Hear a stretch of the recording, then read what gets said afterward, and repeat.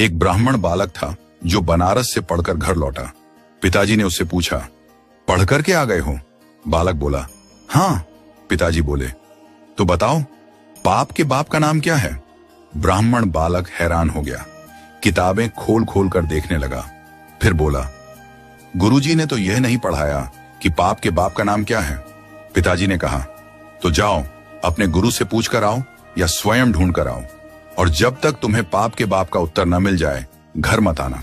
ब्राह्मण बालक बेचारा घूमता रहा, सबसे पूछता रहा, पर किसी से भी संतोषजनक उत्तर नहीं मिला। इसी खोज में वह एक सुंदर से घर में पहुंचा। बाहर गौ माता बैठी थी, तुलसी का पौधा लगा था। घर बहुत पवित्र सा प्रतीत हो रहा था। उसे नहीं पता था कि यह एक वैश्या का घर है। उसने सोचा, थोड़ा अन्न जल ग्रहण कर लूं, फिर यात्रा आगे बढ़ाऊंगा। भीतर गया, बैठा। वैश्या ने जल पिलाया। जल पीने के बाद बालक ने पूछा, देवी, आप कोई वैष्णव भक्त हैं? आपका नाम क्या है?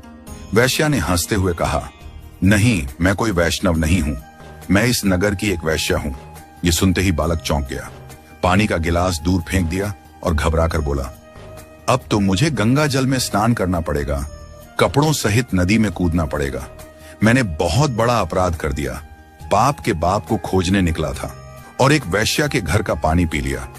हरे राम राम राम।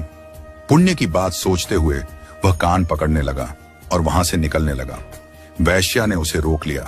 मन में सोचा, यह बालक पाप के बाप को ढूंढ रहा है, ज्यादा दूर न जाने दूं, यहीं पर उत्तर दिला देती हूं। उसने पैर पकड़कर कहा, भगवान, आप जैसे लोग मेरे घर आते हैं, इतने दिनों से भूखे होंगे, पाप के बाप को ढूंढ रहे हैं, कौन जाने कब उत्तर मिलेगा। 2-4 रोटी खा जाइए, कुछ प्रसाद पा लीजिए।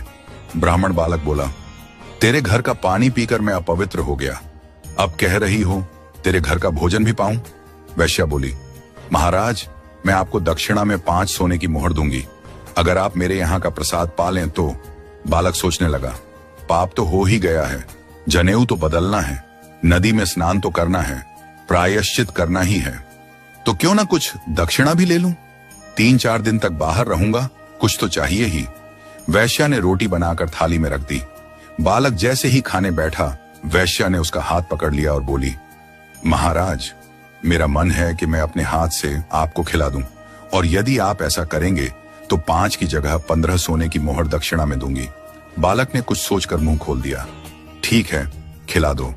वैश्या ने कौर हाथ में लिया और जैसे ही भोजन देने लगी बोली, महाराज, एक बात याद रखना, पिताजी को जाकर कह दीजिएगा, पाप के बाप का नाम लोभ है।